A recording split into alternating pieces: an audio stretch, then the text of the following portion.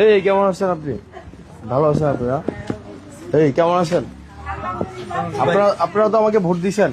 Vote দিছি মানে যে খানাটা খাচ্ছি আমার জন্য এটা সব ব্যক্তি হিসাবে শোনেন, মুরব্বীরা আমারে ভোট দেয় কত দৌড়ান গেছি, আমারে ভোট দিচ্ছে মহিলারা।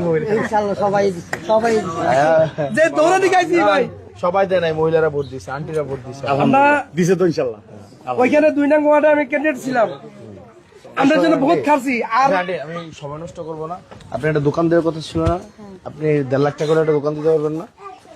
মানে আপাতত শুরু করেন, তাহলে হচ্ছে আমি আপনারে মার্চের 1 তারিখে আমি 1.5 লাখ টাকা পাঠিয়ে দিচ্ছি। হ্যাঁ, আপনি আচ্ছা, আমি দোয়া করি আল্লাহ জানে তোমার সুস্থ রাখে সবসময়। আর এইটাই আমার দোয়া।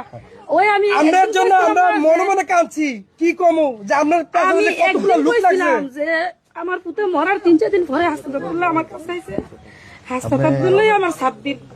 আপনারা থাকলে আমার তো এইটাই আর কিছু না। সব গুন্ডার এক লোক হইছিল না আমার বিরুদ্ধে, লাভ হইছে বলতে।